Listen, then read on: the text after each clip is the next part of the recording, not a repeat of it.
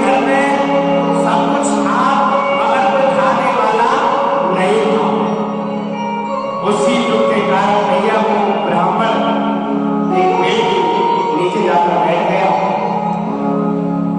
और उसी समय एक साधु ब्राह्मण रूप धारण करता उस आत्मदेव जी के पास पहुंचा और पूछने लगा कि आत्मदेव जी आप कौन सी चिंता सता रही है, आप तो ऐसे दुखी लग रहे हैं कि आप किसी ने आपका धन चुरा लिया है।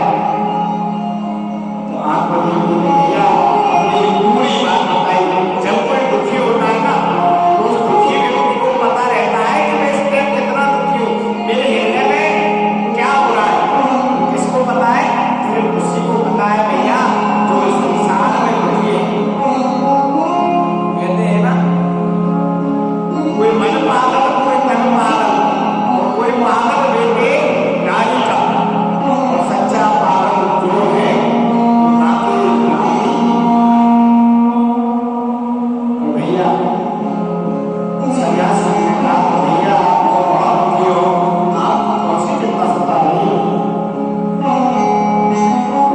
भैया ब्राह्मण रोने लगे और रोते रोते ब्राह्मणों ने अपना सारा साधु को बता दिया कि महाराज मैं पूर्व जन्म के पाप से दुखी हूँ, मेरे कोई संतान नहीं है, कोई ऐसा उपाय बता दीजिए कि जिससे मेरी संतान हो जाए।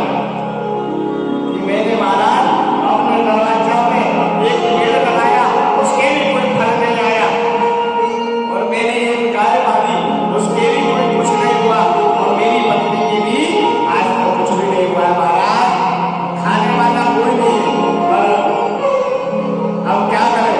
तो महाराज सन्यासी जी महाराज सोचने लगे कि मैं तो सोच रहा था कि तू भगवान के लिए रो रहा है, मुझे नहीं पता तू पुत्र के लिए रो रहा है। भैया सन्यासी जी कहते हैं अरे ब्राह्मण तुझे तो बेटे का भूत चढ़ा हुआ है। ब्राह्मण कर्म की गति बड़ी बर्बाद होती है भैया, क्या करें। बेटे का लालच ऐसा ही होता है, बेटे का मोह छोड़ दो, विवेक का आश्रय ले लो। संसार की वासना बड़ी मशहूर है। आजकल अगर किसी का बेटा नहीं है तो भैया परेशान है, और जिसके बेटे हैं आज भैया वो भी परेशान है। तुम दुखी हो रहे हो तो पुत्र आपको हो जाएगा, आप ऐसा करना इस फल को खिला दीजिए।